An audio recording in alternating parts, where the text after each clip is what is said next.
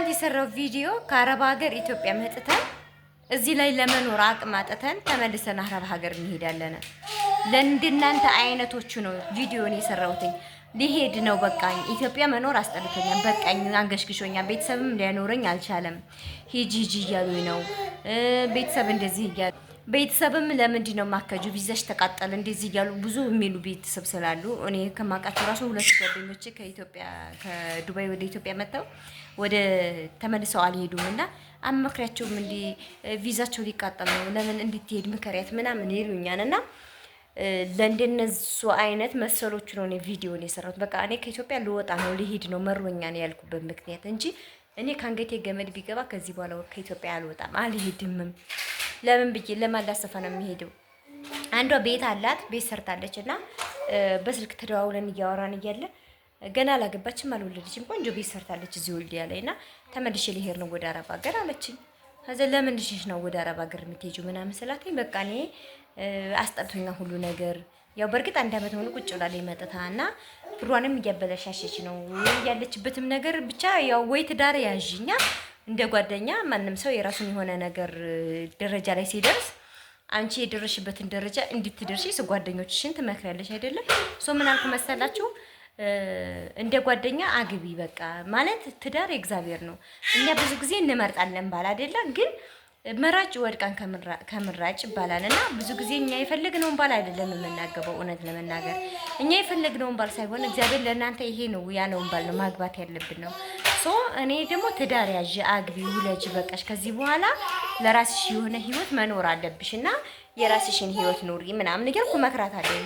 ከዛ በቃ አልፈለገችም እና ብትመርጣለች ባል። እውነቴን ነው የምነግራችሁ። ወደ ኢትዮጵያ ከመጣችሁ በኋላ ትዳር የሚመጣላችሁ ትዳር ወስናችሁበት ሀመናችሁበት በቃ ተወከል ብላችሁ መግባት ነው እንጂ ያለባችሁ ምርጫ በምርጡ ሰዓት ጊዜያችሁንም ነው እያቃጠላችሁ የሚሄዱት። ይሄ እህታዊ ምክሬ ነው።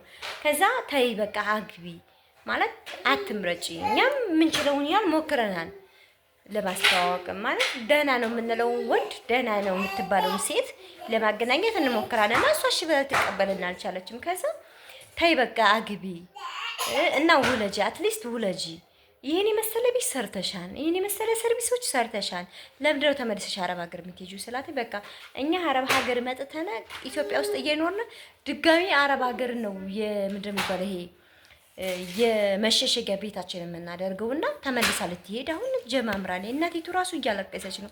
እንደው መከሪ ሊመስጊ እንደው አትሄድብኝ፣ እንደው ዘር ተተካልኝ፣ እንደው እኔ እሷን ድሬ አለሟልኝ ምን አለሜልኝ ምናምን ነው የምትለውና ብዙ ጊዜ እንደዛ ስትባል ስለማትሰማ እሷ አሁን ደግሞ ለምን እንደው አላውቅም እሷ በቃ የምንመክራትን ሁሉ እየሰማች አይደለም እና በቃ መሄድ አለብኝ ምናምን እኔ ከዚህ በኋላ እዚህ ሀገር መኖር አልፈልግም ምናምን ትለኛለች። ከአረብ ሀገር መጥተን የራሳችን ቤት ካለና የአረብ ሀገር የእናታችን ቤት አይደለም አይደለም፣ የእናታችን ቤት የለም። ስለዚህ ምንድነው ሄደን የሰው ቤት ማሞቅ ነው። ቢያንስ እንኳን ቤት ካለና የራሳችን መሸሸጊያው ነው የራሳችንን ህይወት የራሳችንን ቤት እንትን ማለት ነው ያለብን እንጂ አረብ ሀገርን እንደ መሸሸጊያ ቤት አድርገን ከኢትዮጵያ ከመጣን በኋላ ኢትዮጵያ ያለን ነገሮች ሁሉ አንድ አመት ሁሉ ሉዝ አድርገን ካበላሽን ከጨረስን በኋላ ተመልሰን እንደገና አረብ ሀገር መሸሸጊያ ቤታችን ሊሆን አይችልም እና ለእንደነዛ አይነቶች ነው እኔ በቃ እኛ ከዚህ በኋላ እኔ ኢትዮጵያ ልሄድ ነው መሮኛል፣ አንገሽግሾኛል፣ ኢትዮጵያ ኑሮ ሰልችቶኛል፣ ኑሮ ተወደደ ያልኩት ለእንደነዛ አይነቶቹ ነው። ግን እሳን ለመምጣት ለሚፈልጉ ልጆች ደግሞ መምጣት አለባችሁ ብዬ የምመክር እኔ ለእናንተ ቋሚም ተቆርቋሪም እንድትመጡም ከሚፈልጉት ውስጥ አንዷ ነኝ። አንድ ሴት ልጅ የራሷ ቤት ካላትኝ መኖሪያ ብቻ እንኳን ሰፊ ቤትና አንድ ክፍል ቤት ካላት ራሱ የራሱ የሆነ ነገር እዛ አረብ ሀገር ላይ እንድትቆይ እኔ በበኩሌ አልፈቅድም።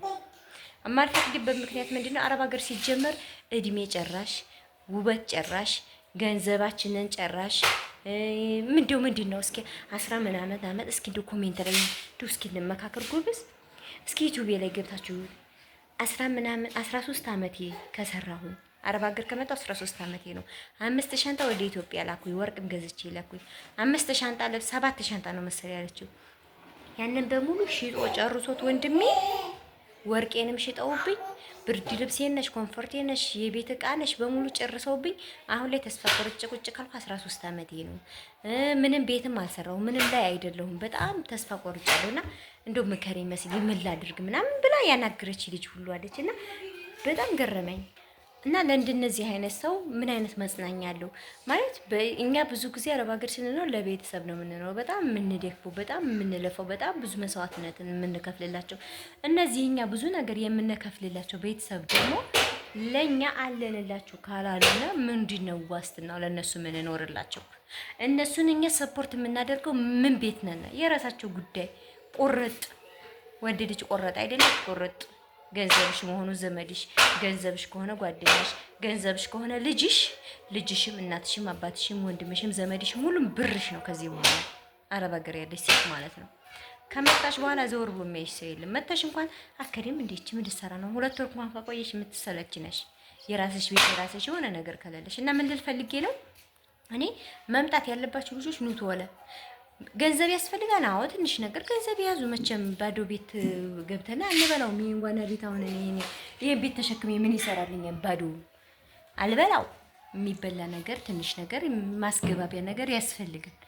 ትንሽ እየገንዘባቸውን ያዝ አድርጋቸው ግቡ ወደ ሀገራችሁ ኑት ወለ አሁን በጣም ደስ ከሚሉኝ ነገር ውስጥ ወደ ኢትዮጵያ ሊመጡ በቃ አሁን የቆረጡ የወሰኑ ከዚህ በኋላ ቤተሰብ በቃ ብለው እየኖሩ ያሉ በጣም ብዙ አሉ፣ እኔ የማውቃቸው ማለት ነው። እና ምን ልላችሁ ፈልጌ ነው ብዙ ጊዜ አረብ ሀገርን መሸሸጊያ እናደርገው። አረብ ሀገር ለኛ ገንዘባችንን፣ እድሜያችንን፣ ሁሉ ነገራችንም ጨራሽ ነው። ከመጣም በኋላ ደግሞ እንደ አማራጭ የምንሄድበት ሀገር ሆኖ አሁን ላይ ፋሽን አድርገውታል። ይመጣሉ 2 ወር 3 ወር ፊቅ ይላሉ። ገንዘባቸውን ይጨርሱና ከዛ በኋላ ልክ ገንዘባቸው ሲያልቅ ተነስተው ደግሞ ድጋሚ አረብ ሀገር ይሄዳሉ። በዛ እድሜያቸው 30 40 ይሆናል። ከዛ በኋላ መውለድና ቢሉት የማይመጣበት አጋጣሚ አለ። እግዚአብሔር ላለው ደግሞ ይመጣል። እያልኳቸው ያለሁት እኔ ሀቁን ነው እውነታውን ነው እንጂ እኔ ፈጣሪ ወይም ደግሞ እንደዚህ እንትን የሆነ አምላክ እንደዚህ ነው ልላችሁ ፈልጌ አይደለም። ግን ደግሞ በእድሜያችሁ ግዴታ ሴት ልጅ በእድሜ እስከ 45 ዓመት ድረስ መጠቀም ያለባትን ነገር በአግባቡ እንድትጠቀሙት ነው። በዛ ላይ ደግሞ ምንድነው ፓስፖርቱ ተቀየረ እንደኛ ምን አገባን? ፓስፖርት ቢቀየር ፓስፖርቱ ጋር ምን አለና?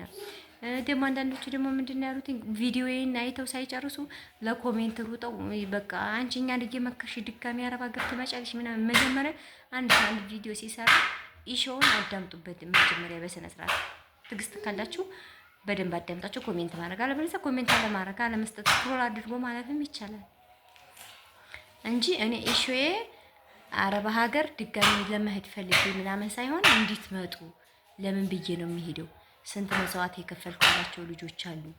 ስንት መስዋዕት ከፍዬ ያሳደግኳቸው አሉ። እንሄዳለን ብለው አሉ። እኔ ማገድ አልችልም፣ መከልከል አልችልም። ይሄዱ ምን አገባኝ?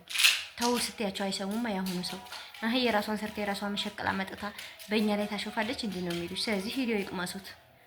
ያኔ ደግሞ እኔም ደግሞ እንደነሱ ሲያስቸግሩኝ እንደነበረው ላኩልኝ እንጂ ግዙልኝ እንጂ እላለሁ። ለምን አለለም? ቁም ስቅሌን ሲያሰቃዩ የነበሩ እህቶቼ ስላሉ ነው። እንደው ታባየት እንደው እንደዚህ ብለሽ ነው ስትሰሪ የነበረው የምትለኝ እህቴ እንደዚህ ብዬ ነው የኔ ሸጋ ስሰራት የነበረው። ለማንኛውም ወዳችኋለሁ። ባይ ባይ።